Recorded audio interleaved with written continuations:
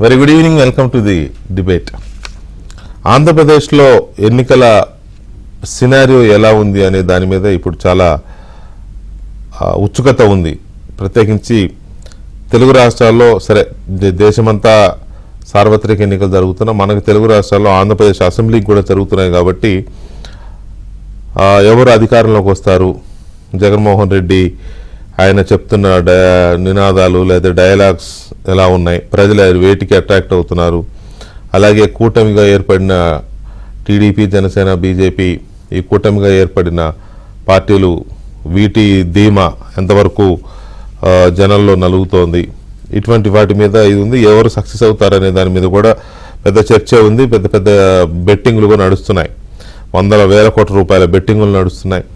పలానా పార్టీ అధికారంలోకి వస్తుందని, పలానా వాళ్ళు సీఎం అని రకరకాలుగా వాళ్ళు రాజకీయాలు బెట్టింగ్ కాయాలనుకునే వాళ్ళకి ఏదైనా ఒక వంక దొరికితే చాలు దాని మీద బెట్టింగ్ కాసేసుకుంటూ ఉంటారు. అలా జరుగుతూ ఉన్నాయి ఆంధ్రప్రదేశ్లో. వీటిల్లో ప్రజలు ఏ సమస్యల మీద ఎక్కువగా చర్చించుకుంటున్నారు, ఏ అంశాల మీద, ఈ ఎలక్షన్లను ప్రభావితం చేసే ఏ అంశాలు ఉన్నాయి, వాటిలో దేని మీద ఎక్కువగా ప్రజలు చర్చించుకుంటున్నారు. ఎందుకంటే ఆ 4-5 అంశాల మీద చర్చించుకుంటే ప్రజలు వాటి ఆధారంగానే ఎలక్షన్ కూడా జరుగుతూ ఉంటుంది. ఉదాహరణకి వివేకానంద రెడ్డి గారి హత్య కేసు కావచ్చు, లేకపోతే గత ఎన్నికల్లో పెద్ద షో నడిపిన కోడికత్తి కేసు కావచ్చు, లేకపోతే జగన్మోహన్ రెడ్డి హయాంలో జరిగిన దళితుల మీద దాడులు, బలహీన వర్గాల మీద దాడులు అవి కావచ్చు, లేకపోతే పెరిగిన ధరలు, లేకపోతే జీతాలు ఇవ్వలేకపోవడం, మోసం చేసిన హామీలు, మాఫియాలు, మద్యం మాఫియా, లిక్కర్ మాఫియా, ఇసుక మాఫియా, ఇలాంటి చాలా ఉన్నాయి. వీటితో పాటు ఇంకా చాలా రకరకాల అంశాలు గడిచిన ప్రభుత్వ హయాంలో, ఇప్పుడు నడుస్తున్న ప్రభుత్వమేలే, ఇంకో నెల ఉంది, గడిచిన అనడానికి ఇంకో నెల ఉంది. సో ఎనీవే, జగన్మోహన్ రెడ్డి ప్రభుత్వ హయాంలో ఫెయిల్యూర్స్ వీటి మీద చర్చ నడుస్తుందా, లేకపోతే రాష్ట్రం అభివృద్ధి చెందడానికి చంద్రబాబు నాయుడు ముఖ్యమంత్రి కావాలి అనే నినాదం మీద చర్చ నడుస్తోందా, ప్రజలు ఎక్కువ దేని మీద బేస్ అయి ఉన్నారు, ఏ అంశం వాళ్ళని వచ్చే ఎన్నికల్లో ఎవరికి ఓటేయాలి అనే దానికి దిశగా వాళ్ళు నడిపించబోతా ఉంది. ఇలాంటి చాలా ఉన్నాయి. తర్వాత జగన్మోహన్ రెడ్డి ఇంత జరుగుతున్నా కూడా, ఇంత వ్యతిరేకత వ్యక్తం అవుతున్నా కూడా నేనే మళ్ళీ అధికారంలోకి వస్తా అనే గొప్పగా అంత గట్టిగా చెప్పగలుగుతున్నాడు అంటే ఏంటి, ఆయన ఏ ధైర్యంతో అంత గొప్పగా చెప్పగలుగుతున్నాడు. అలాగే ఇటు వీళ్ళ ధీమా కూడా ఉంది, కూటమి టీడీపీ కూటమి కూడా చాలా ధీమాగా ఉంది, అధికారం మాదే అని. వీళ్ళ ధీమాకి కారణాలేంటి, ఇలాంటి అంశాలు చర్చ జరుగుతోంది ఆంధ్రప్రదేశ్లో. ఈ అంశాల మీద మనతో మాట్లాడడానికి ఇప్పుడు ఆయన్ని ఒక రంగానికి పరిమితి చేయలేము. ఆయన రాజకీయ విశ్లేషకుడిగా కూడా మారాడు గడిచిన 5 ఏళ్లలో. జగన్మోహన్ రెడ్డి అధికారంలోకి వచ్చిన కొన్నాళ్ళకి ఆంధ్రప్రదేశ్లో జరుగుతున్న పరిణామాలను దృష్టిలో పెట్టుకుని కొంత విశ్లేషణ కూడా మొదలెట్టిన సినీ హీరో, రాజకీయ విశ్లేషకుడు శివాజీ గారు మనతో లైవ్లో ఉన్నారు. వారితో మాట్లాడదాం. శివాజీ గారు నమస్తే.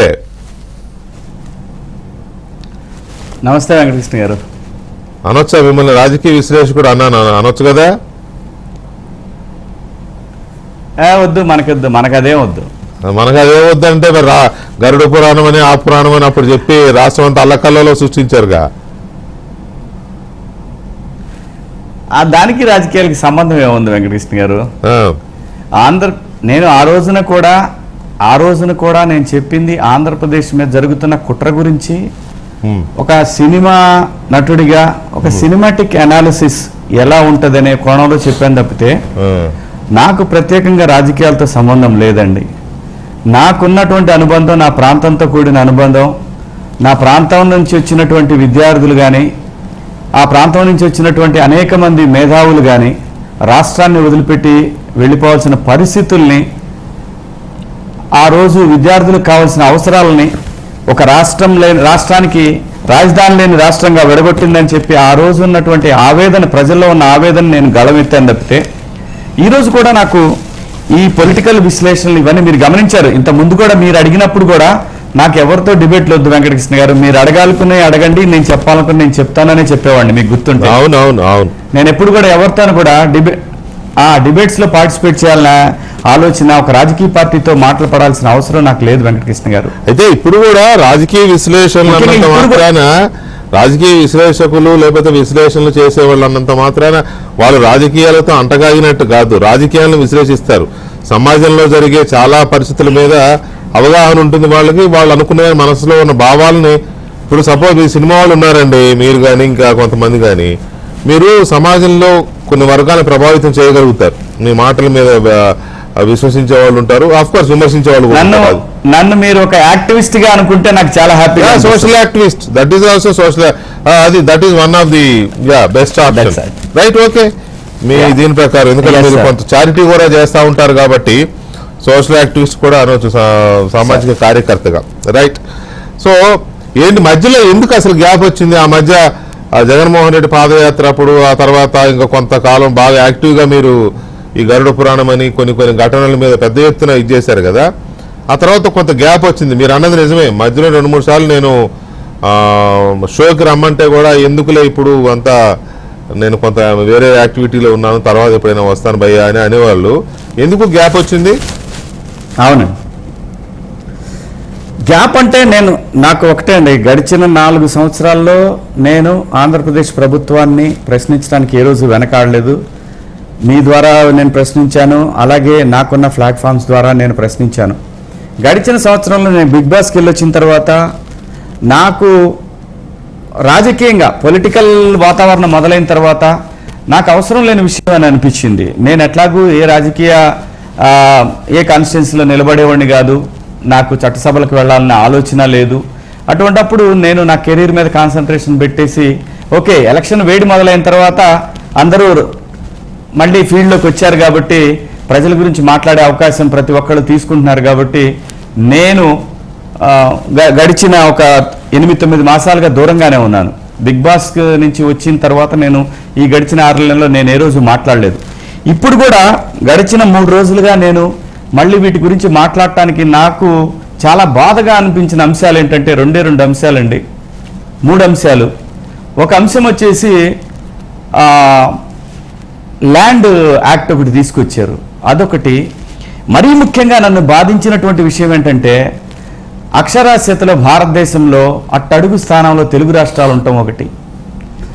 మూడవది, ఒక ముఖ్యమంత్రి హోదాలో 5 సంవత్సరాలు పనిచేసిన ఒక ముఖ్యమంత్రి, ప్రస్తుతం ఆపద్ధర ముఖ్యమంత్రి, ఆయన రాజ్దీప్కి ఇచ్చినటువంటి ఇంటర్వ్యూ చూసిన తర్వాత నిజంగా ప్రజలంటే గొర్రెలు అనుకుంటున్నాడు ఈ మనిషి.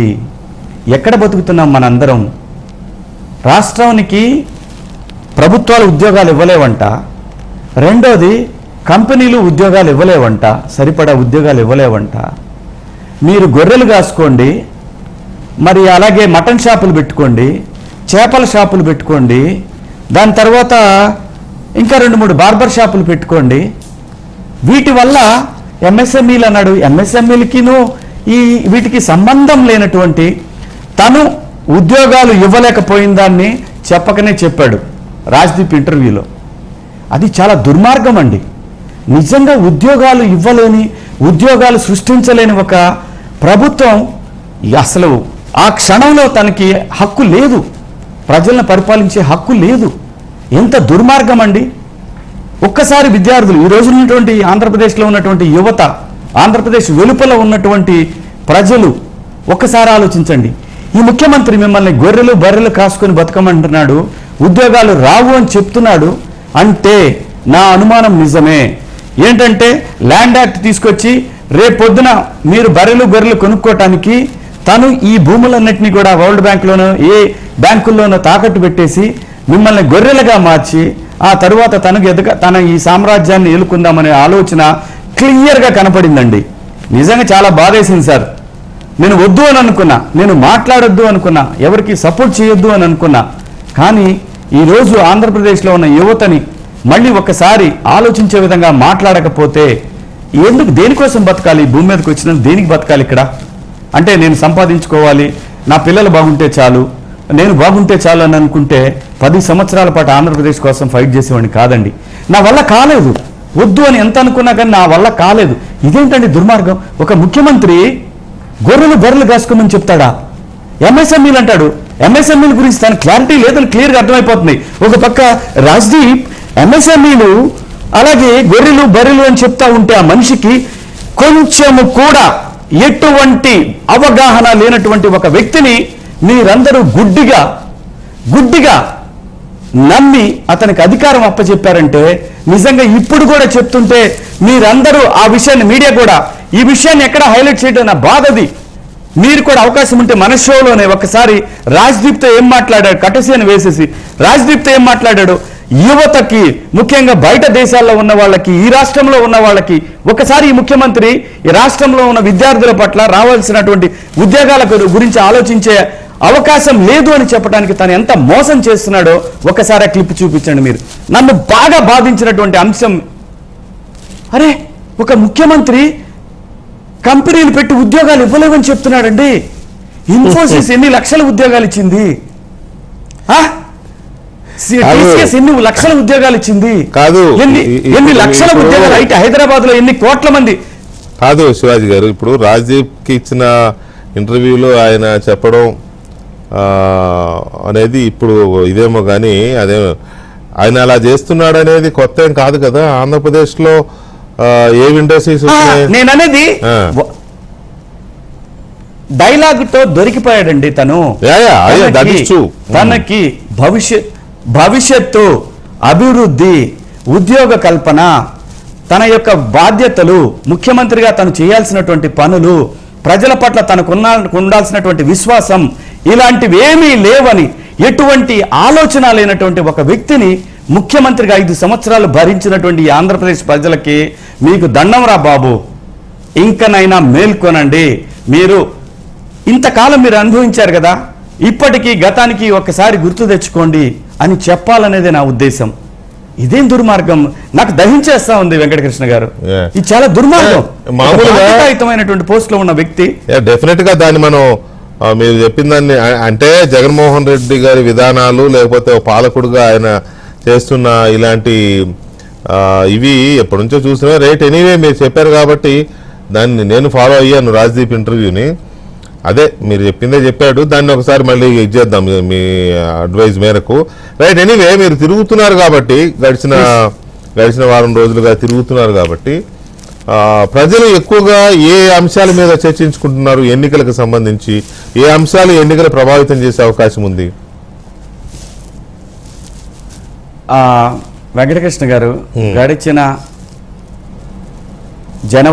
లాస్ట్ జనవరి తర్వాత జనవరి నుంచి నా మిత్రులు అక్టోబర్ వరకు చేసినటువంటి సర్వేలో, అంటే కొంతమంది ఎన్ఆర్ఐ మిత్రులు, కొంతమంది సోషియాలజీ స్టూడెంట్స్తో కలిపి వాళ్ళకి జీతాల్లాగా మాట్లాడుకొని అసలు ప్రజలు ఏ అంశాల మీద ఎలా ఉంది వాళ్ళ ఆలోచన అనేటటువంటి విస్తృతంగా తిరిగి చేసినటువంటి వాటిల్లో వాళ్ళకి అనిపించింది ఏంటంటే అసలు ముఖ్యమంత్రికి ఎటువంటి అవగాహన దేని మీద లేదు అనేది చదువుకున్న వాళ్ళందరిలో వచ్చేసిందండి. మనందరికీ జన్మనిచ్చినటువంటి ఈ రాష్ట్రానికి అన్యాయం జరుగుతుందనే భావన ప్రతి పౌరుల్లో కనపడిందండి. మీరు ఇప్పుడు ఎంతమంది విశ్లేషణలు చేసి ఎంతమంది ఇప్పుడేమంటారు వీటన్నిటి సర్వేలు చేసి చెప్తున్నారు నాకు తెలియదు, కానీ ఆంధ్ర ప్రజలు ఊహించినటువంటి ఒక విజయాన్ని సాధించబోతా ఉందండి కూటమి. ఇంకా మిగతా అంశాలు ఏంటంటే ఉద్యోగ కల్పన లేదనేది విద్యార్థుల్లో కానివ్వండి, అలాగే ఉద్యోగస్తుల్లో కూడా ఏంటంటే వాళ్ళు దాచిపెట్టుకున్న డబ్బులు కూడా తాను ఇవ్వలేకపోతున్నాడు అనే అంశాన్ని వాళ్ళు అసలు ఇప్పటికి కూడా జీర్ణించుకోలేకపోతున్నారండి. వాళ్ళ వల్ల కావట్లేదు.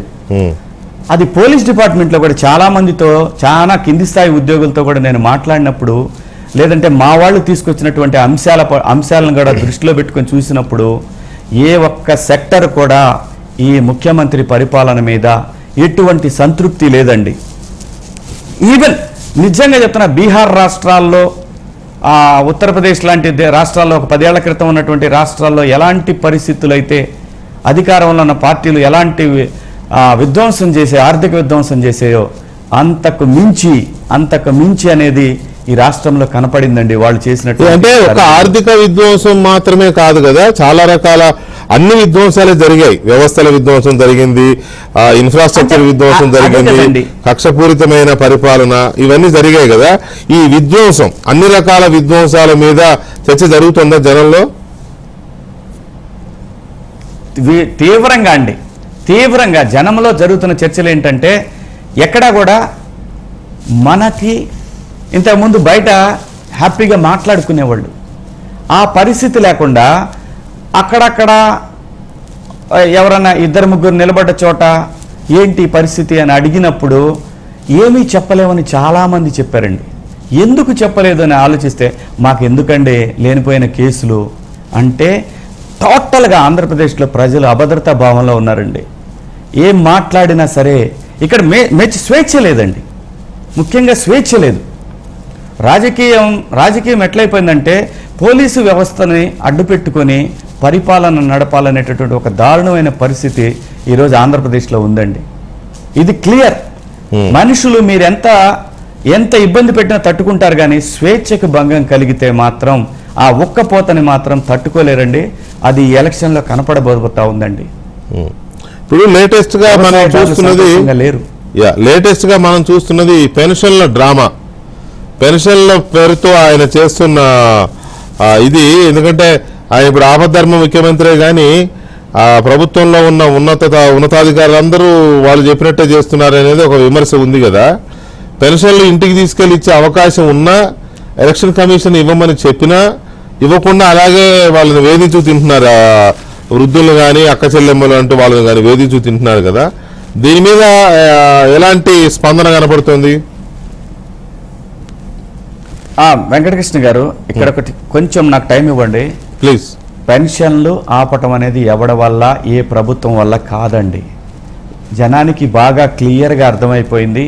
పెన్షన్ ఇవ్వకపోతే మనం ఓట్లు వేయము అని చెప్పి ఎలాగైనా మనకు పెన్షన్ ఇస్తారు అని చెప్పేటటువంటి అవగాహన పూర్తిగా ఉందండి. వీళ్ళు గనక మనం టైప్ చేస్తే, చంద్రబాబు మీద నెడితే, లేదంటే నేను రాకపోతే మీకు పెన్షన్ రావు అని అంటే నమ్మే పరిస్థితి ఒక 10% మంది మాత్రంలోనే ఉందండి. ఆ పరిస్థితి ఆ 10% మంది కూడా చాలా అట్టడుగు వర్గాల్లో మాత్రమే ఉంది, కానీ మీకు అర్బన్లో ఎక్కడా కూడా అటువంటి పరిస్థితి లేదండి. ఈరోజు జగన్మోహన్ రెడ్డి గారు మేజర్గా ఓడిపోయే పరిస్థితి ఎక్కడుందంటే అర్బన్లో అండి.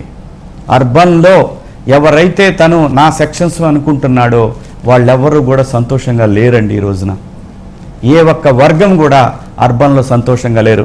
మీరు స్వతంత్ర భారతదేశంలో ఎన్నికల్లో ఎప్పుడు కూడా గ్రామీణ ప్రాంతాల్లో ఖచ్చితంగా నాయకత్వం కోసం వర్గాలుగా విడిపోయి ఉంటాయి. అది ఏ పార్టీకి ఇంతకు ముందు ఓటేశారో, ఏ పార్టీ అయితే ఒక వర్గంగా అనుకుంటారో వాళ్ళు మీరు ఇబ్బంది పెట్టినా వాళ్ళు ఓటేస్తారు, ఇబ్బంది పెట్టకపోయినా వాళ్ళు ఓటేస్తారు, డబ్బులు ఇచ్చినా ఓటేస్తారు, డబ్బులు ఇవ్వకపోయినా ఓటేస్తారు. అవతల వాడి దగ్గర డబ్బులు తీసుకోరు, డబ్బులు తీసుకున్న వాడికి ఓటు వేస్తారు. అది క్లియర్గా తెలుగుదేశంకి మెజారిటీ ఉంటే అక్కడ వాళ్ళు ఖచ్చితంగా వేస్తారు, లేదంటే వైఎస్సీపీకి మెజారిటీ ఉంటే అక్కడ వాళ్ళకే వేస్తారు. ఈ పరిస్థితి ఇక్కడ మేజర్ ఫ్యాక్టర్ వచ్చి అర్బన్ అండి. అర్బన్లో మాత్రమే ఏ రాజకీయ పార్టీకైనా భవిష్యత్తు ఏంటనేది నిర్ణయించేటటువంటి ప్లేస్ అర్బన్ అండి. ఈరోజు అర్బన్లో రోడ్ల గురించి తెలుసు, వైద్యం గురించి తెలుసు, ఉద్యోగాలు లేవని తెలుసు, రాజధాని లేదని తెలుసు, పోలవరం అవ్వలేదని తెలుసు, ఎండాకాలం వస్తే మంచినీళ్ళు లేవని తెలుసు. ప్రతి ఒక్కటి అండి. ఏవైతే మనకు కావాల్సినటువంటి ఇన్ఫ్రాస్ట్రక్చర్ ఏదైతే ఉందో అవన్నిట్లో కూడా ఘోరంగా విఫలమయ్యారని తెలుసు. మీరు సోషల్ మీడియా తీసుకుంటే అర్బన్కి సంబంధించిన సోషల్ మీడియా గ్రూపులు చూస్తే మీకు ఈ విషయం క్లియర్గా అర్థమైంది.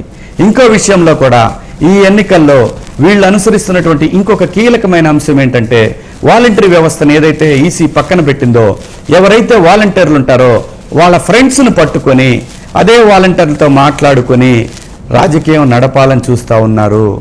ఖచ్చితంగా ఇది కింద స్థాయిలో కూటమికి సంబంధించినటువంటి నాయకులు దీన్ని దృష్టిలో పెట్టుకొని వాళ్ళని వెంబడించాల్సిన పరిస్థితి అయితే మాత్రం ఖచ్చితంగా ఉంది. ఎందుకంటే ఈ రాష్ట్రం దారుణంగా మోసపోయింది. ఈ రాష్ట్రం అభివృద్ధిలో పూర్తిగా వెనకబడిపోయింది. ఎంత భారతదేశానికి అన్నం పెట్టిన ఈ రాష్ట్రం ఈరోజు వ్యవసాయంలో వెనకబడింది. భారతదేశంలో ఎన్నో పెద్ద పెద్ద ప్రాజెక్టులు కట్టినటువంటి ఇక్కడ వ్యాపారస్తులు దుకాణం సర్దుకొని వేరే రాష్ట్రాలకు వెళ్ళిపోయారు. ఈ రాష్ట్రంలో ఉద్యోగ కల్పనకు ఎటువంటి అవకాశమూ లేదు. ఈ పరిస్థితుల్లో ఈ రాష్ట్రాన్ని కాపాడటానికి ఒకే ఒక్క నాయకుడు చంద్రబాబు నాయుడు గారు మాత్రమే కనిపిస్తున్నారు. ఆయనకి వెన్నుదన్నుగా పవన్ కళ్యాణ్ గారు కనిపిస్తున్నారు. వీళ్ళందరూ ఒక కూటమిగా, కేంద్రంలో ఉన్నటువంటి ఎన్డీఏ కూటమిగా ఏర్పడి వీళ్ళు ఈ రోజున ఆంధ్రప్రదేశ్ భవిష్యత్తుకి భుజాన ఎత్తుకున్నారు. ఈ పరిస్థితుల్లో గనక 5,000, 10,000 రూపాయల కోసం యువత ఎవరైనా సరే రాష్ట్రాన్ని నాశనం అయిపోయినా పర్వాలేదు మాకు అని అనుకుంటారో, గుర్తుపెట్టుకోండి, మీ జీవితం నాశనం అవుద్ది, మీ బిడ్డల భవిష్యత్తు నాశనం అవుద్ది. ఈ రాష్ట్రం మీది, రాబోయే తరాలది. ఈరోజు రాజకీయ నాయకుడిది కాదు ఈ రాష్ట్రం. అది గమనించి మీ విలువైన ఓటుని, మీకున్నటువంటి బాధ్యత, మీ రాష్ట్రాన్ని నిలబెట్టుకోవాల్సిన బాధ్యత ఈ రోజు యువత మీద ఉంది. ఆ మనిషి అంత నిర్ద్వందంగా మీరు బర్రెలు గొర్రెలు కాసుకోండి అని చెప్తున్నా కూడా మీరు వినిపించుకోకుండా మీరు ఇంకా వర్గాలు కులాలు అనుకున్నారంటే మీ భవిష్యత్తు బంగాళాఖాతమే, గుర్తుపెట్టుకోండి. నేను తిరిగినంత వరకు వెంకటకృష్ణ గారు ఉడికిపోతా ఉన్నారు. ప్రపంచంలో ఉన్నటువంటి ప్రతి దేశంలో ఉన్నవాడు, ఏ దేశానికి వెళ్ళిపోయిన తెలుగువాడైనా సరే, ఆంధ్రుడైనా సరే, రేపు ఎలక్షన్కి వస్తున్నాడు వెంకటకృష్ణ గారు. నాకు తెలిసి కొన్ని లక్షల మంది రేపు ఎలక్షన్లో ఆంధ్రప్రదేశ్ నుంచి బయటకు వెళ్ళిన వాళ్ళు వచ్చి ఓటు వేయబోతా ఉన్నారు వెంకటకృష్ణ గారు. ఒక ఉద్యమం లాగా ఈ ఎలక్షన్లో ఓటింగ్ జరగబోతా ఉంది, గుర్తుపెట్టుకోండి. హైదరాబాద్లో ఉన్నటువంటి కొన్ని లక్షల మంది, నాకు తెలిసి ఒక్కొక్క కమ్యూనిటీలో 10 లక్షలు, 5 లక్షలు, 7 లక్షలు ఉన్నటువంటి కమ్యూనిటీలో ఈరోజు హైదరాబాద్ నగరంలో ఉన్న కమ్యూనిటీలో 30-40 లక్షల మంది ఓటర్లు రేపు పొద్దున 10వ తారీఖు నుంచి ఆంధ్రప్రదేశ్ రాబోతా ఉన్నారు, ఓటు వినియోగించబోతా ఉన్నారు. ఎక్కడైతే అక్రమాలు జరుగుతాయో ఎదురు తిరిగి తరిమి కొట్టేటటువంటి పరిస్థితి రానున్న వారం రోజుల్లో మీరు చూస్తారు. ఎవరైతే వాలంటీర్ల మిత్రులు ఉంటారో ఈ రాష్ట్ర భవిష్యత్తుని మీకిచ్చే 10,000, 5,000 కోసం తాకట్టు పెట్టాలనుకుంటారో, ఖబర్దార్, ప్రజలు చూస్తూ ఉన్నారు. ఈ ఎలక్షన్లో ఏ విషయంలోనైనా తేడా పడిందంటే మాత్రం ఆంధ్రప్రదేశ్లో తీవ్రమైన పరిస్థితులు మనందరం చూస్తాము. అంత కసితో ఉన్నారు ప్రజలు. అవసరం లేదు. ఇక్కడ నా పాయింట్ ఏంటంటే శివాజీ గారు, ఈసారి గనక మార్పు జరగకపోతే రాష్ట్రం సంకనాకిపోతుంది అనేది చాలా మంది మాట్లాడుతున్నారు. ఇది గ్రౌండ్ లెవెల్లో లేకపోతే ఒక కామన్ ఓటర్ స్థాయిలో కూడా ఈ చర్చ జరుగుతోందా అనేది ఒక పాయింట్. రెండోది, ఇంత రకాలుగా మీరందరూ మాట్లాడుతుంటే జగన్మోహన్ రెడ్డి గారు ఏ ధీమాతో మళ్ళీ అధికారం నాదే 175 అని ఆయన అంటున్నాడు అనేది రెండోది. తర్వాత ఈ కూటమి అధికారం మాదే అని చాలా ధీమాగా చెప్తా ఉన్నారు. కానీ అక్కడక్కడ కొద్దిగా ఇప్పుడు మీరు కూడా కొన్ని పాయింట్స్ చెప్పారు. ఈ విషయాన్ని వాళ్ళు ఓవర్కమ్ అవుతారా? ఈ ఓటింగ్ అనేది ఒక ఉద్యమంలాగా జరిగే అవకాశం ఎంతవరకు ఉంది? అవి చర్చిస్తారు. సోషల్ యాక్టివిస్ట్ శివాజీ మనతో ఉన్నారు. శివాజీ గారు, మీరు ఇందాక అంటే ఈసారి మార్పు రాకపోతే రాష్ట్రం నాశనం అయిపోతుంది అనేది చర్చించే ముందు మీరు ఇందాక అన్నారు ల్యాండ్ టైటిలింగ్ యాక్ట్ గురించి మీరు మాట్లాడారు. ఈ ల్యాండ్ టైటిలింగ్ యాక్ట్ మీద మహా మేధావులు కూడా చాలా భయపడుతున్నారు. సో దానికి భూ రక్షణ చట్టం అని ఆయన పేరు పెట్టినా జగన్మోహన్ రెడ్డి దాన్ని భూ భక్షణ చట్టమనో లేకపోతే ల్యాండ్ గ్రాబింగ్ యాక్ట్ అనో, ఇది భూ ఆక్రమణ యాక్ట్ అనో విమర్శిస్తున్నారు. మీరు దాని మీద చాలా ఫోకస్ చేసినట్టున్నారు. నేను కూడా కొన్ని వీడియో చూశాను మీరు మాట్లాడినవి. మీ అబ్జర్వేషన్ ఏంటి? ప్రజలు ఏమనుకుంటున్నారు ఆ ల్యాండ్ టైటిలింగ్ యాక్ట్ మీద? డెఫినెట్గా అండి, ఇది టోటల్గా ఎట్లా అనిపిస్తుంది, ఒక హిట్లర్ జమానా లాగా నేనేదనుకుంటే అదే, నాకేం కావాలంటే అది కావాలి అనుకునే పద్ధతిలో ఉందండి. ఇప్పటి వరకు ఆంధ్రప్రదేశ్లో ఉన్నటువంటి అన్ని వ్యవస్థల మీద నుంచి అతను అప్పులు తీసుకొచ్చి టోటల్గా పంచాను అని చెప్పి 80% వాళ్ళ జేబుల్లోకి, 20% ప్రజల జేబుల్లోకి తీసుకెళ్లారండి. 20% ప్రజలు మాత్రమే లబ్ధి పొందారండి. ఈయన చెప్తున్నట్టు 100కి 100% అంటే 100కి 100% ఎక్కడా కూడా ఈ భూమి మీద సంక్షేమం జరగదు. 100కి 100% వేయాలంటే భారతదేశం బడ్జెట్ మొత్తం కూడా సరిపోదు ఒక రాష్ట్రంలో పంచాలంటే. అవన్నీ అబద్ధాలు. ముఖ్యంగా ఈ చట్టం అండి, దీని ఉద్దేశం ఏంటంటే, అసలు మీరెవరండి మా చేల గట్ల దగ్గర మీ రాళ్ళేసి, రాళ్ల మీద మీ ఫోటోలు వేసి, మీ తాతలు ఇదేమన్నా ఇది మొత్తం దేశం అంటే మీ తాతలు మీకు ఏమైనా అప్పచెప్పిపోయారా? దీన్ని మా భూమి, మా తాత ముత్తాతలు ఇచ్చినటువంటి భూమి ఇది, మేము కష్టపడి సంపాదించుకున్న భూమి ఇది. గట్ల దగ్గర, గనాల దగ్గర 3-4 ఇంచులు అటు ఇటు జరిగిన భూమి పోతే మనిషి కడుపు మంట ఎలా ఉంటుందో కోర్టుల్లో ఇప్పటికి కూడా లక్షలాది కేసులు ఈ రోజున మనకి భారతదేశంలో అనేక కోర్టుల్లో ఇప్పటికీ నడుస్తూనే ఉన్నాయి. భూమి అంటే రైతుకు ఉన్నటువంటి ప్రేమ అటువంటిది. అటువంటి భూమి దగ్గర వచ్చి గెలికాడండి ఇతను. ఆ భూమిని ఇంకా ఇతను తాకట్టు పెట్టడానికి ఇంకేమీ మిగిలింది లేదు. ఓన్లీ రైతుల భూములు మాత్రమే మిగిలిన్నాయి. వాటికి ఏం చేశాడంటే, ప్రజలు క్లియర్గా వినండి, నేను గతంలో కూడా ఇలాగే మీకు చెప్పాను. జగన్మోహన్ రెడ్డి గారు అధికారంలోకి వస్తే జరిగే విధ్వంసం ఈ రాష్ట్రంలో ఎలా ఉంటుందో మీకు సినిమా చూపించినట్టు 1.5 గంటల పాటు చూపించాను మీకు. అయినా కూడా మీరు ఎందుకు, ఏ మోజులో, ఏ కులాల పిచ్చిలో, ఏ మతాల పిచ్చిలో, ఏ ప్రాంతాల పిచ్చిలో, ఏ దరిద్రం పట్టిందో ఆంధ్రప్రదేశ్కి, ఆ రోజున మీరెవ్వరు కూడా వినకుండా ఒక 1-sidedగా ఓటింగ్ జరిగిందని చెప్పి ఆ రోజున అంటున్నారు. దాని మీద నాకు ఎప్పుడు అనుమానాలే. కానీ మళ్ళీ అదే పరిస్థితి రాకూడదు. ఇప్పుడు కూడా మళ్ళీ చెప్తున్నా, మీ భూములు మీవి కాదు. మళ్ళీ జగన్మోహన్ రెడ్డి గారి అధికారంలోకి వస్తే ఎవరితోనైనా సరే నేను సిద్ధం, ఎవరితోనైనా సరే దీని మీద డిబేట్కి నేను సిద్ధం. అది కూడా రాజకీయ నాయకులతో కాదు, కేవలం భూ చట్టాల గురించి తెలిసిన వాళ్ళు, నల్సార్ యూనివర్సిటీలో ఉన్నటువంటి ప్రొఫెసర్లు, అలాంటి వాళ్ళు ఎవరితోనైతే నేను డిబేట్ కూర్చోటానికి సిద్ధం. ఎందుకంటే వాళ్ళు చెప్తేనే నేను దీని గురించి మాట్లాడుతూ ఉన్నా. భారతదేశంలో ఎక్కడ ఇటువంటి పరిస్థితి లేదు. భారతదేశంలో నా పాస్బుక్ మీద, నా ఆస్తి మీద ఒక ముఖ్యమంత్రి ఫోటో ఉండటానికి 5 సంవత్సరాలు ఉండే నా రాష్ట్రం ఎంబ్లం ఉండాలా, దాని మీద నేను ఆంధ్రుణ్ణి అనే ఒక ఎంబ్లం ఉండాలా. ఆ ఎంబ్లం మాత్రమే నా హక్కుని అది గ్యారంటీగా నిలబడుతుంది. కానీ ఇది ముఖ్యమంత్రి ఆస్తి కాదు. ముఖ్యమంత్రి అనేవాడు 5 సంవత్సరాలు ఉంటాడు, మధ్యలో పీకితే సంవత్సరంలో బయటికి పోతాడు, లేదంటే 5 సంవత్సరాల తర్వాత బయటికి పోతాడు. అంతేకాని ఎక్కడా కూడా ఒక ముఖ్యమంత్రి భారతదేశంలో నా ఆస్తుల మీద తన ఫోటో వేసుకోవటం అనేది ఇంతకన్నా దుర్మార్గమైన విషయం లేదు. అంటే ఈరోజు చేసినటువంటి ఆ సర్వేల్లో రాళ్లు పాతి ఆంధ్రప్రదేశ్ ప్రభుత్వానికి ఇన్ని లక్షల ఎకరాలుంది, ఈ లక్షల ఎకరాల మీద నాకు అప్పు ఇవ్వండి, నేను దాంట్లో 80% నేను మింగి 20% మామూలుగా అందరికీ కూడా అలాగా ఇసిరేస్తాను ఇంగిలి మెతుకులనే పద్ధతిలో అతను ఒకవేళ తను ఊహించుకున్నటువంటి ఒక ఆర్టిఫిషియల్ ప్రపంచంలో నేనే మళ్ళీ గెలుస్తాను, నాకు ఈ ఆస్తులన్నీ కావాలనే పద్ధతిలో తను ఈ చట్టాన్ని తీసుకొచ్చాడు. దాన్ని ప్రజలు ఎవ్వరు కూడా అంగీకరించే పరిస్థితి లేదు. నా భూమికి నువ్వు మొగుడేంటాయా? నా భూమికి, నా తాత ముత్తాతలు ఇచ్చిన ఆస్తికి, నా పొలానికి, నేను కష్టపడి సంపాదించుకున్న నా పొలానికి నీ హక్కేంటి? నీ బొమ్మేంటి? నా గణాల దగ్గర నీ బొమ్మలేంటి? ఒప్పుకోం. ఏ సమస్య లేదు. ఎట్టి పరిస్థితుల్లో కూడా రైతులు ఎవరు కూడా దీన్ని ఒప్పుకోవద్దు. ఇది దుర్మార్గం. ఎవరికి వచ్చిన గడికో చట్టం, గడికో న్యాయం, గడికి మీకు మీ అవసరాలకు అనుగుణంగా మార్చుకుంటా పోతానికి పిచ్చోళ్ళు అనుకుంటున్నారా రైతులేమన్నా?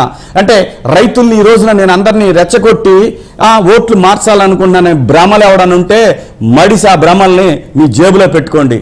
నాకు అవసరం లేదు. నేను మళ్ళీ చెప్తున్నా, ఇది దుర్మార్గమైన చట్టం, ఇది రైతుల్ని నిలువునా ముంచే చట్టం.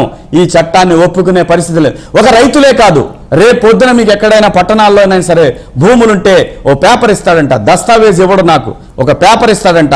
ఆ పేపరు అదే కనుక బయట దేశాల్లో అయితే ముడ్డి తుడుచుకొని ఆడ పక్కన పడేస్తారు. తెలుగులో మాట్లాడుతున్నా, బూతు కాదు ముడ్డి అంటే, ఇది తుడుచుకొని పడేయటానికి మాత్రమే పనికి వస్తుంది. అది తమాషాగా ఉందా? ఆంధ్రప్రదేశ్లో రైతులంటే అంత చులకనగా ఉందా? మీరు ఎవరికైనా ఓటేసుకోండి, నేనేమి వద్దన్ను.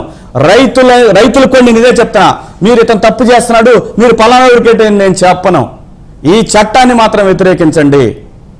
ఓటు అనేది మీ హక్కు. మీరు అనేది ఏంటంటే ఈ ల్యాండ్ టైటిలింగ్ యాక్ట్, ఆయన భూ రక్షణ అనే పేరుతో వచ్చిన ఈ చట్టం మీద చాలా రకాల అనుమానాలు ఉన్నాయి. అయితే ఇప్పుడు మీలాగా కొంతమందికి అనుమానాలు ఉన్నాయి, ఇంకా ఎక్స్పోజ్ కాలేదు. మీరు ఆ మద్యం కార్పొరేషన్ ఒకటి ఏర్పాటు చేసి మద్యం ద్వారా వచ్చే ఆదాయాన్ని వచ్చే 25 ఏళ్ళకి తాకట్టు పెట్టి 25,000 కోట్ల రూపాయలు అప్పు తెచ్చినట్టు ఇట్లా చేసినట్టే ఈ ల్యాండ్ టైటిలింగ్ యాక్ట్ అంతా తన కబ్జాలో పెట్టుకొని ఇది ఒక కార్పొరేషన్ లాగా పెట్టి, రెవెన్యూ కార్పొరేషన్ ఏదో కార్పొరేషన్ పేరు పెడతాడులే, పెట్టి అప్పు తీసుకొస్తాడు, ఈ భూములు రైతుల భూములు తనఖా పెట్టి అనేది మీ అనుమానమా? మీరు స్టడీ చేశారు దీని మీద? అవును సార్, అంతే కదా. నీకేం సంబంధం? తరతరాలుగా ఉన్నటువంటి దస్తావేజ్ సిస్టమ్ తీసేస్తానంటానికి నీకేం సంబంధం? నీకు ఇంకా అంతా అంత ఆన్లైన్ అవ్వలేదు, భారతదేశమే అవ్వలేదు. ఆంధ్రప్రదేశ్లో నువ్వు వచ్చిన తర్వాత, మీరు వచ్చిన తర్వాత అస్సలు అవ్వలేదు. మీరు ఎలాగ ఓవర్ నైట్ దీన్ని ఇలాగ తీసుకొచ్చేసారంటే దీంట్లో పరమార్థం ఏంటి? శాటిలైట్ ద్వారా మీరు భూములను కొలవటం ఏంటి? మనకు సిస్టమ్ ఉంది, రెవెన్యూ సిస్టమ్ ఒకటి ఉంది. ఆ సిస్టంలకు మీరు దూరటం ఏంటి? మన పక్కనున్న తెలంగాణలో ధరణి పోర్టల్ ఎన్ని ఇబ్బందులు పడతా ఉంది, ఎంతమంది రైతులు ఈ రోజున ఇబ్బందులు పడ్డారు. ఒక చట్టాన్ని తీసుకొచ్చేటప్పుడు ముఖ్యంగా ప్రతిపక్షాలతో మీరు కలిసి మాట్లాడారా? మేధావులతో కూర్చున్నారా? మీరు ముఖ్యమంత్రిగా మేధావులు, ఆయన సంప్రదించే మేధావులు ఉన్నారు, వాళ్ళు సంప్రదించి ఉంటారు. ప్రజలకు సంబంధించిన మేధావులతో సంప్రదించలే ఉండకపోవచ్చు. అది మీ ఆస్తులు అయితే పంచుకోండి, మీ చుట్టాలయ్యి, మీ వాళ్ళయ్యి, మీ సలహాదారుల చుట్టాలయ్యి, అలాంటి వాటి అయితే మీరు పంచుకోండి, మీ బొమ్మలు కట్టించుకోండి, మీ విగ్రహాలు పెట్టుకోండి, మాకేం సంబంధం లేదు. మా పొలాల జోలు రావటానికి వీలు లేదు. అరే రైతు బతికేదే ఒక హోప్తో బతుకుతాడయా. ఈ సంవత్సరం పండిందా, ఎండిందా, వచ్చే సంవత్సరం పండిద్ది, వచ్చే సంవత్సరం పండలేదా, మళ్ళీ ఇంకో సంవత్సరం ప్రయత్నిస్తాడు. ఎందుకంటే వాడు ఆపేస్తే వ్యవసాయం మీకు బోబెట్టేవాడు ఎవడో. అందుకని చెప్పి ఆ రైతు నోట్లో మట్టి కొట్టాలని ట్రై చేయొద్దు. మీరు చేస్తున్న ఈ పొరపాట్ల వల్ల ఏం జరుగుతుందంటే రెవెన్యూ డిపార్ట్మెంట్లో కొంతమంది దీన్ని ఆసరాగా తీసుకొని భూములను అటు ఇటు మారుస్తారు. ఆ మార్చిన సందర్భంలో నాకు లోన్ ఇచ్చేవాడు ఉండడు, నాకు లోన్ రాని సందర్భంలో నేను వ్యవసాయం చేసుకునే పరిస్థితి ఉండదు. ఇటువంటి పరిస్థితులు ఉన్నప్పుడు ఒక రైతు ఎలా వ్యవసాయం చేస్తాడు, ఎలా కుటుంబాన్ని నడుపుతాడు? ఏమిటి అర్థం పర్థం లేని చట్టం? మరి ఈ అంశం మీద సీరియస్ గా చర్చ జరుగుతుందా క్షేత్రస్థాయిలో? క్షేత్రస్థాయిలో ఎందుకండి? అదే నేను చెప్తుంది. నేను అందుకే మీకు బతిలాడి మొత్తుకుంటుంది. ఎందుకంటే కనీసం చదువు ఇప్పుడు కావాల్సింది క్షేత్రస్థాయిలో. సార్ నేను చెప్తున్నా కదా, మూర్ఖపు సమాజం, మూర్ఖపు జనం. కొంతమంది వాళ్ళు ఆ పార్టీకి ఉంటే వాడు ఏం చెప్పినా అదే బంగారం అనుకుంటాడు, వీడు ఈ పార్టీకి ఉంటే ఏం చెప్పినా అదే బంగారం అనుకుంటాడు. దీని నుంచి ఎంతో కొంత అవగాహన తీసుకురావాలనే ఉద్దేశంతో ఈ అంశం గురించి మీతో మాట్లాడుతున్నాను.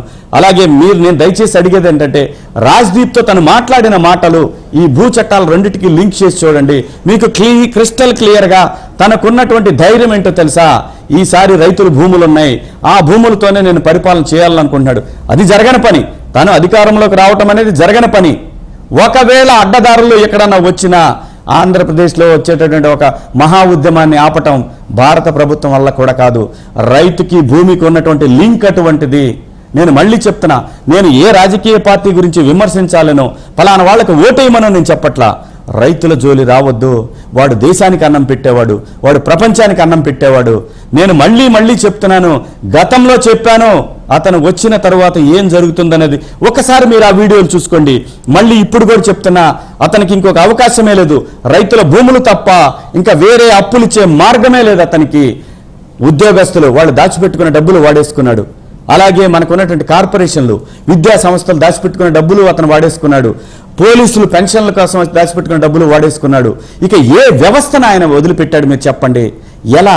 గొడ్లు, బరగొడ్లు, మన గొర్రెలు, మేకలు, అదే మంగళ షాపులు, అలాగే మీరు మటన్ షాపులు పెట్టుకోండి, ఫిష్. అరే అన్న, మన పులివెందులకి చేపల షాపులు ఏందయ్యా? ఏదో TCS HCLలో వచ్చినట్టు చేపల షాప్ వచ్చిందని పెద్ద గర్వంగా చెప్పాడు. ఆ రోజు బాధేసింది. ఇంత తెలివైనడా ఈ ముఖ్యమంత్రి? డబ్బులు తప్ప రెండో అవకాశం. ఓకే బాస్, మీకు అవగాహన లేకపోవచ్చు, మీ నాన్నగారికి ఉన్న చరిష్మానో మీకు ఒక వర్గాలు నిలబడి ఉండొచ్చు, అప్పుడైనా నాలెడ్జ్ తెచ్చుకోవాలి కదండి. ఎంతసేపు సంపాదనైనా, మందు మీద సంపాదించిన డబ్బు ఎంత ఉంది మీ దగ్గర? ఏంటా మందు? ఎంతమంది ఈ రోజున మీరేం చేస్తున్నారు? ఈ చేత్తో పాపం కొంతమంది అమాయకులకి 5,000 10,000 ఇస్తున్నారు. వాడు 5,000 10,000 ఒక నెలలో కాల్ చేసి రెండో నెలలోనేమో హాస్పిటల్లో పోతున్నాడు. ఒక టెస్ట్కి వెళ్తే నువ్వు ఆరోగ్యశ్రీ అని చెప్పి ఇచ్చిన దాంట్లో కూడా అక్కడ వాళ్ళు ఆరోగ్యశ్రీ, ఇంకా అండి హాస్పిటల్స్ కూడా ఇక్కడ ఆరోగ్యశ్రీ ఒక్కదాన్ని తీసుకోవట్లా, మళ్ళీ వీళ్ళ దగ్గర కూడా వాళ్ళు డబ్బులు ఇట్లేదా అని చెప్పి వీళ్ళ దగ్గర ఇస్తున్నారు. వాళ్ళందరినీ బిజీగా పెట్టి ఇతను హ్యాపీగా ఆంధ్రప్రదేశ్లో ఉన్నటువంటి డబ్బుతో ఎంజాయ్ చేస్తున్నాడు. సార్, ఇతనికి ఎటువంటి అవగాహన లేదు, భవిష్యత్తు మీద అవగాహన లేదు, లేదంటే ఉద్యోగాల కల్పన మీద అవగాహన లేదు, కంపెనీలు తీసుకురావాలనే ఆలోచన. మీకు క్లియర్గా రాజ్దీప్ ఆలోచన అదేగా చెప్పింది. రాజ్దీప్తో ఆలోచన అదేగా చెప్పాడు కదా, నాకు కంపెనీలు. రాజ్దీప్ అసలు కంపెనీల్లో ఉద్యోగాలు ఎలా ఇస్తే రాజ్దీప్ ఇన్ని లక్షల మందికి? రాజ్దీప్ ఇంతమందికి ప్రభుత్వాలు ఉద్యోగాలు ఎలా ఇస్తే రాజ్దీప్? హ్యాపీగా ఏం చేయాలంటే ఇంక్లూసివ్ గ్రోత్ అన్నాడు, దాని తర్వాత ఎంఎస్ఎంఈలు తీసుకొచ్చారు, దాంట్లోనే అదే పదాలు. ఎంఎస్ఎంఈకి ఇక్కడ ఇంక్లూసివ్ గ్రోత్కి అలాగే బరగొడ్లకి గొర్రెలకి అరే ఏంట్రా బాబు సంబంధం? ఏంటి బ్రో ఇది? ఎలా బ్రో ఇది?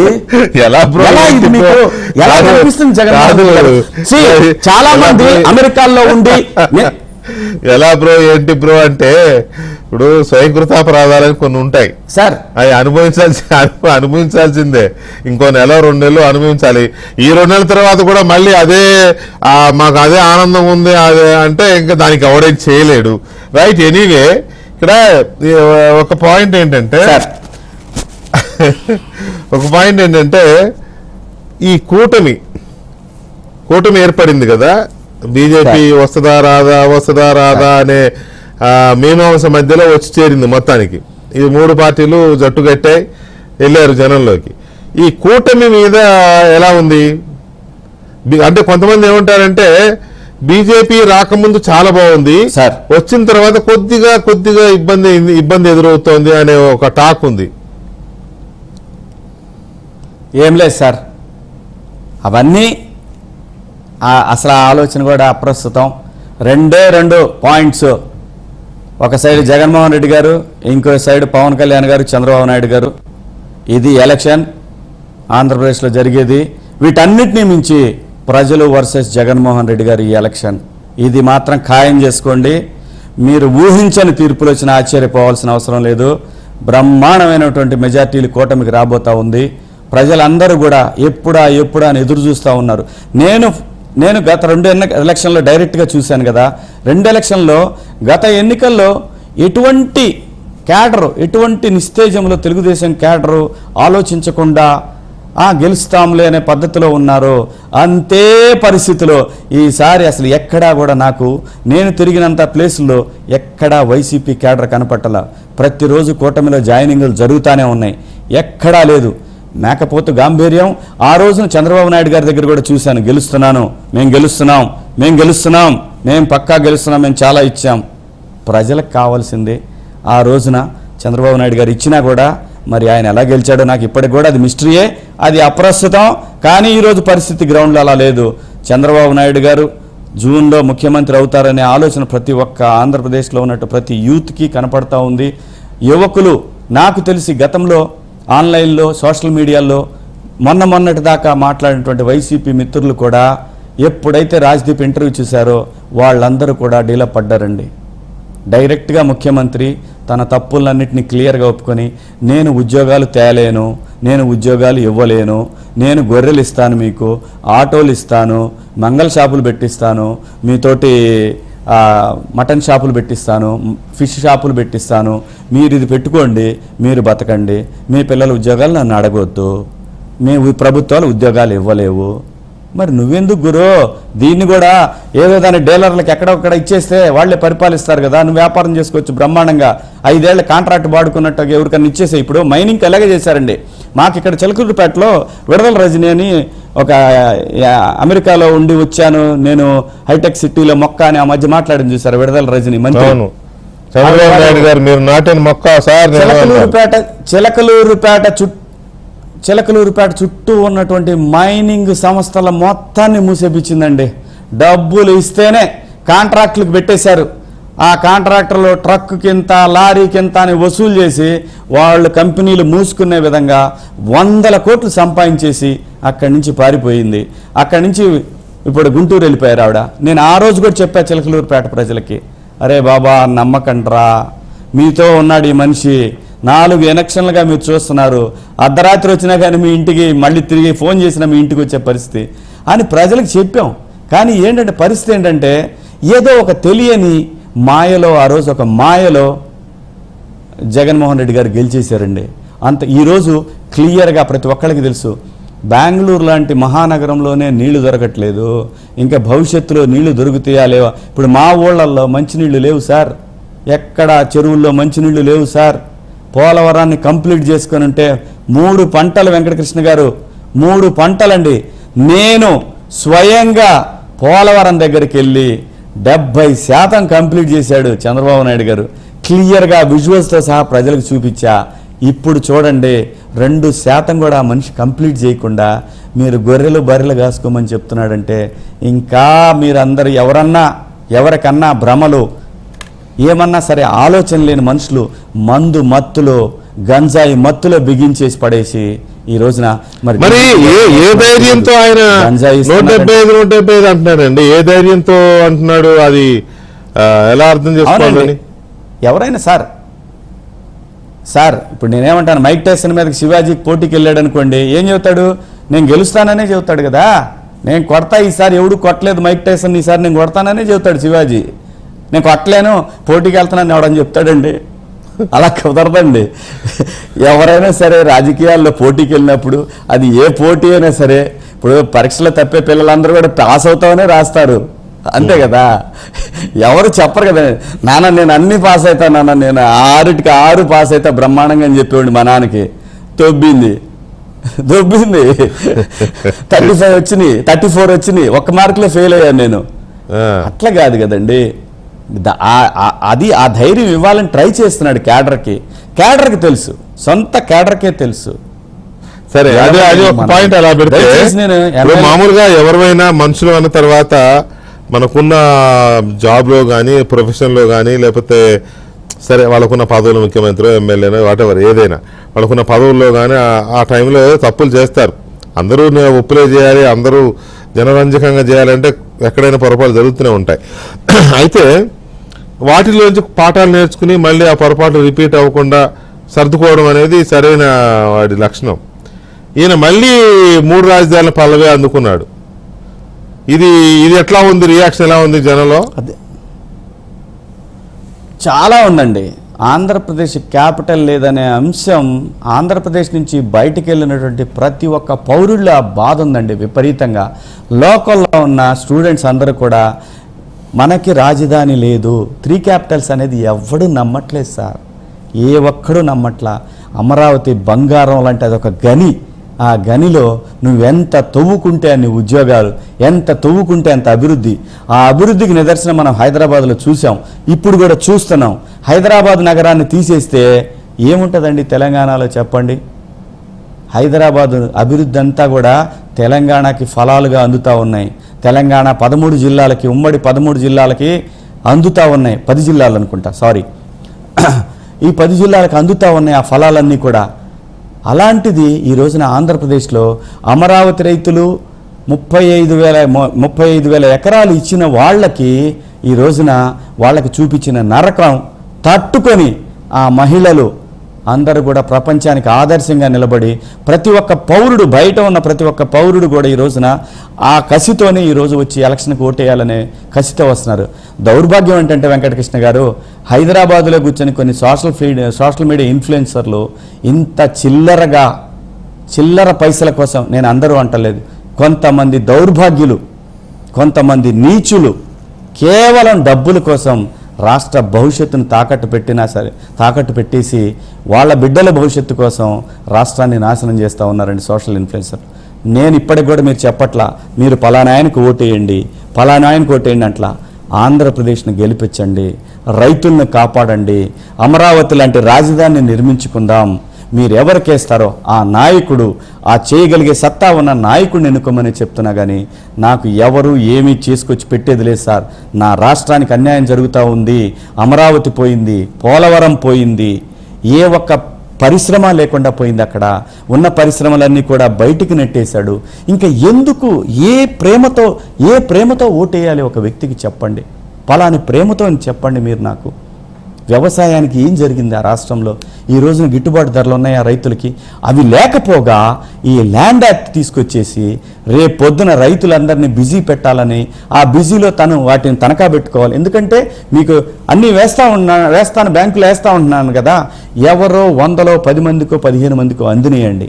ఆ 15 మందిని చూసి మాకు కూడా అందుతాయమని ఎవరన్నా ఆశపడ్డారంటే టోటల్గా మీ భూములు మీరు రాష్ట్రం వదిలిపోవాల్సిందే. ఇంతకు మించి నీరో చక్రవర్తిలాగా అతను ఆ రాష్ట్రాన్ని ఏలుకోవాల్సిందే తప్పితే ఏమీ జరగదండి. దయచేసి ప్రజల్ని, విద్యార్థుల్ని, అలాగే బయట దేశాల్లో ఉన్నటువంటి ఎంతోమంది నిలబడ్డటువంటి వ్యక్తులు తెలుగు వాళ్ళు. ఒక్కసారి ఆలోచించి మీరే నిర్ణయం తీసుకోండి.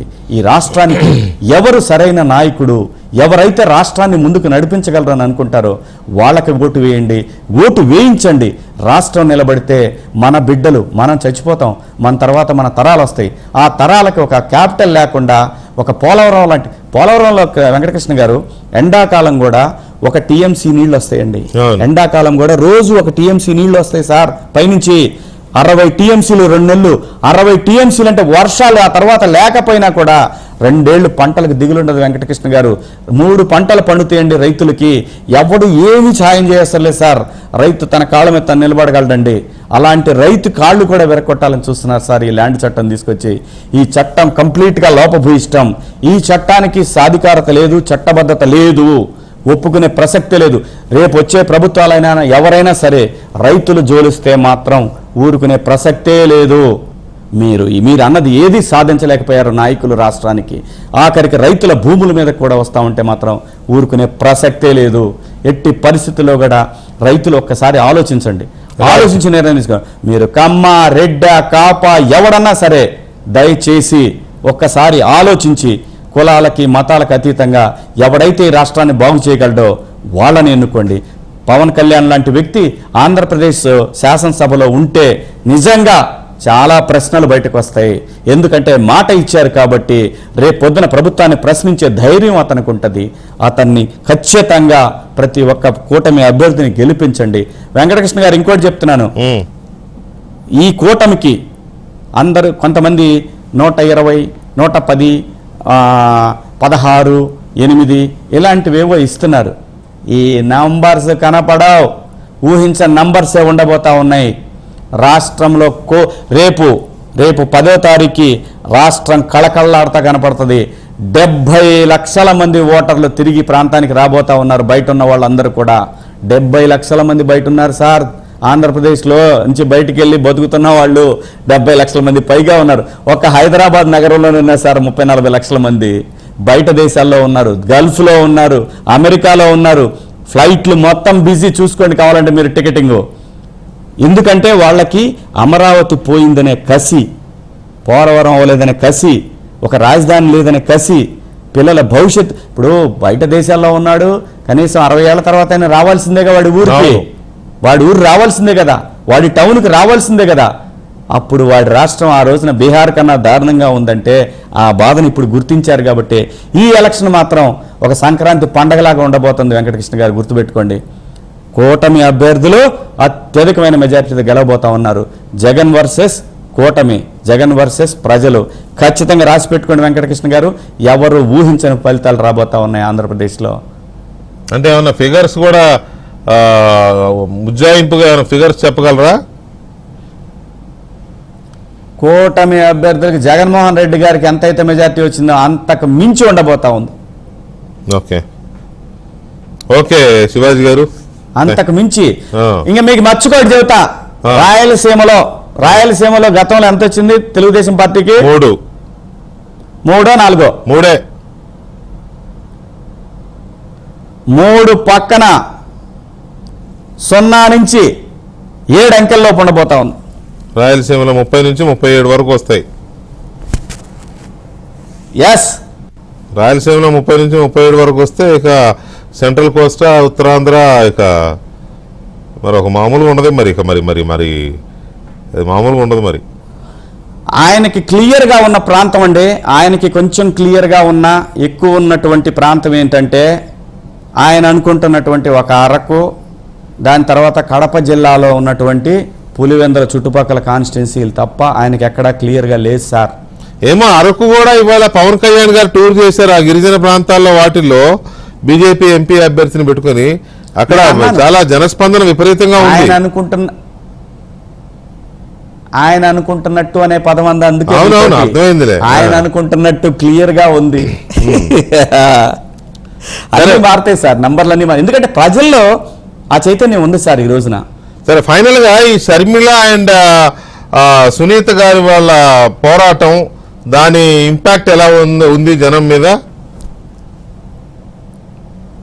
సార్ మనకి కడప జిల్లాలో మనకి తెలిసినటువంటి అంశాల్లో అది చాలా ఎక్కువ పడబోతా ఉంది సార్ ఆయన మీద. ఆయన మెజారిటీ విషయంలో కూడా చాలా చాలా అది స్ట్రగ్లింగ్ సీటే, అది కూడా ఆయనది కూడా అది చాలా ఉంది. ఆయన వాళ్ళ నాన్నగారు ఏదైతే సునీత గారి ఫాదర్ చనిపోయారు, వాళ్ళ బాబాయ్ గారు, ఆయన హత్య మీద మాత్రం ప్రజలు తీవ్రమైన ఆగ్రహంతో ఉన్నారండి. అదైతే నిజం. జగన్మోహన్ రెడ్డి గారి మీద అంటే ఇదే ఒక్కసారి ప్రజలు కూడా ఆలోచించాలా. అరే తన సొంత బాబాయిని అంతకుముందు నారాసుర రక్త చరిత్ర అని పెట్టారు. అదేమైంది? సిబిఐ వస్తే సిబిఐ వద్దని వెనక్కి నెట్టారు. ఎందుకు? మీరే చెప్పారు కదా మా బాబాయిని తెలుగుదేశం వాళ్ళు చంపేశారని. మరి ఇప్పుడు లోపల వేయాలి కదా. ఎందుకు దాని మీద ఇంత చర్చ ఎందుకు జరుగుతుంది? ఇంత చరిత్ర ఎందుకు నడుస్తూ ఉంది? కారణం అది ఆ పెరుమాళ్ళకే ఎరుక. ఇప్పుడు పెరుమాళ పురాణమా, అప్పుడు గరుడ పురాణం, ఇప్పుడు పెరుమాళ పురాణమా? ఏ పురాణం అనేది ప్రజలే నిర్ణయిస్తారని మనం చెప్పేదే ఉంది. రైట్ శివాజీ గారు, థ్యాంక్ యూ వెరీ మచ్. చర్చలో పాల్గొన్నందుకు, చాలా విషయాలు చెప్పినందుకు థ్యాంక్ యూ. వీళ్ళని బట్టి మళ్ళీ ఒకసారి మనం కలుద్దాం. రిజల్ట్స్ వచ్చే ముందు, వచ్చిన తర్వాత, వచ్చిన రోజు కూడా, ఫలితాలు వచ్చిన రోజు కూడా మనం కలుద్దాం. Thank you once again. తప్పకుండా. ఇది శివాజీ గారితో స్పెషల్ లైవ్ షో. ఆయన చాలా కాన్ఫిడెంట్ గా ఉన్నారు. అలాగే ప్రజలు చాలా అప్రమత్తంగా ఉండాలని కూడా ఆయన కోరుకుంటున్నారు. ప్రజల్ని పదే అలర్ట్ చేస్తున్నారు. చూద్దాం, ప్రజలు చాలా ఆలోచనతోనే నిర్ణయం తీసుకుంటారని ఆశిద్దాం. ఇది ఇవాల్టి డిబేట్. మళ్ళీ రేపటి డిబేట్లో కలుద్దాం. శుభరాత్రి.